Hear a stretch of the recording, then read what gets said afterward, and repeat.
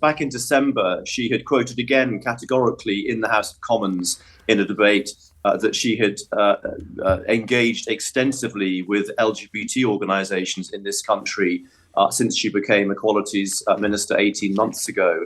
We have engaged with numerous LGBT groups, but the fact of the matter is that many of them support self-ID. That is not this government's policy. But I spotted a freedom of information answer to a question that had been tabled by a member of the public that he published on social media this week, which actually revealed that she hadn't met a single LGBT organisation in her 18 months in the job, but had met two pretty fringe organisations, to be honest, that campaign actively against trans equality.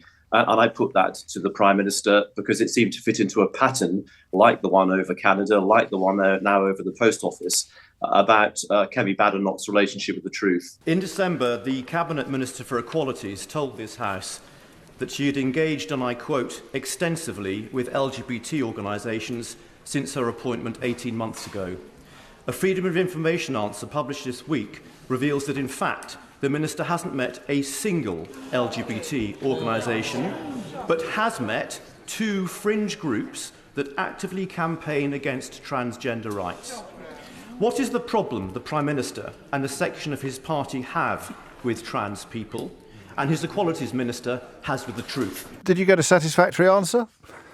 Well, what was interesting is I thought somebody had clearly had a word with the Prime Minister about his disastrous outing 2 weeks ago when he made that transphobic slur in the presence of the mother of Brianna Jai. I think she was in the building rather than the chamber. Yeah, Ben, she was in the building, but that went down very, very badly. And someone had clearly told Rishi Sunak that he had to say something that was at least a bit more emollient about trans people, which he did, to be fair, but he didn't address the issue of the veracity and accuracy of the Business Secretary and Equalities Minister. Well, Mr. Speaker, as I've always said, first of all, this government has a proud track record of supporting those in the LGBT community and will continue to do so. And I've also always said that those who are questioning their gender and identity should be treated with the utmost dignity and compassion and sensitivity as they consider those questions.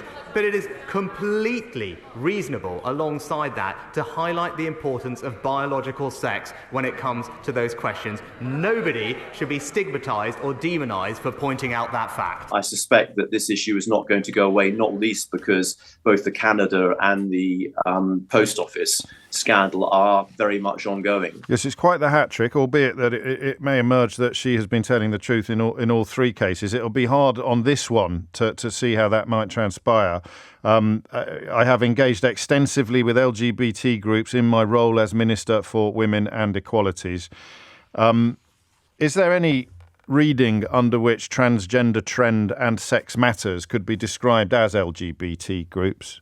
No, they're not gay, they're not lesbian, and they're anti-trans, to put it quite simply. Yes, that's quite comprehensive, isn't it, really? No, and as well as that, apparently, she hasn't attended a single Pride event. I mean, she would have been invited to countless events, and she would have been, there would have been meeting requests. She's dealing with some very, very important and sensitive issues, including the guidance to schools that's been so controversial, the issues around gender identity and whether we recognise transgender reassignment documents from other countries. So these are very important decisions she's taking, but she's not meeting any of the people that it's her job to meet as Equalities Minister. Now, she doesn't believe in equality. She shouldn't be in the job. Would it be inappropriate to wonder whose equality it is that she is championing in this role? I think that's a question you really need to put to her. But she seems to have a blind spot when it comes to LGBT people, and I don't know whether that's about her own prejudices or ideology.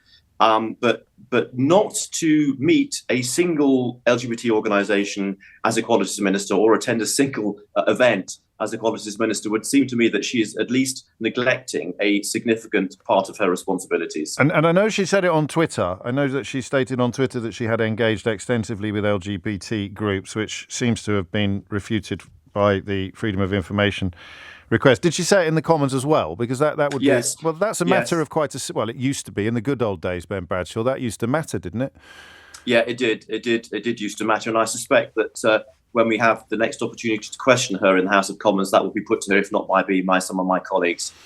Easy for her to prove that she has, and that the freedom of information request is fallacious or flawed, of course. And I think if the FOI answer had been wrong, and of course that's a mistake of her own department, then she or her press officer would have already pointed that out. But all they've done is they've said, but she's been in email contact with some of these organisations. Right. Well, that could just about to her office saying she's not going to meet them. True. What happened yesterday in the House of Commons? Unedifying scenes. Blimey. How long have you got? I mean, essentially, what really matters in the end is that a very good, positive Labour motion went through unopposed.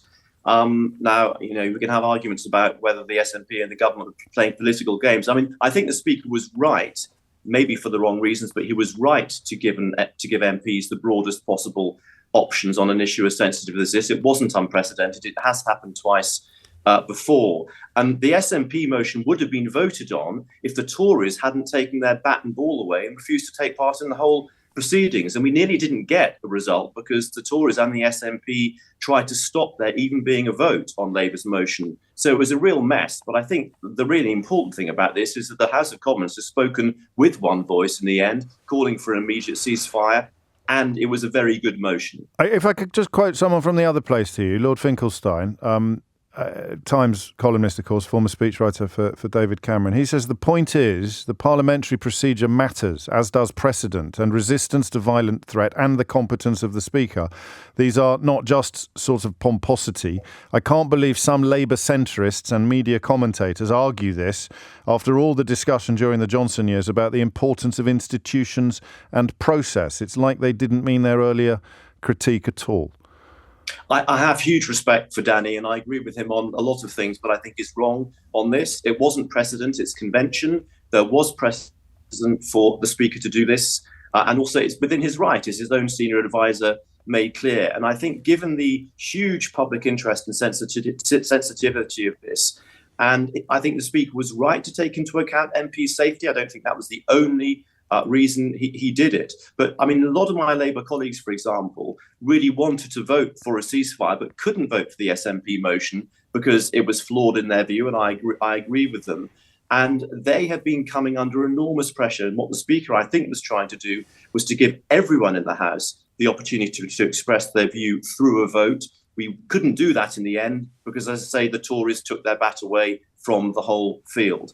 And we nearly didn't get a vote at all. But I hope that, the government is always open to the government, of course, James, to bring back a substantive motion, which then the SNP and we can amend and everyone can go through the whole process again. But I think there was a lot of sound and fury by the Tories and the SNP yesterday because they thought they'd stitched Labour up and it didn't work.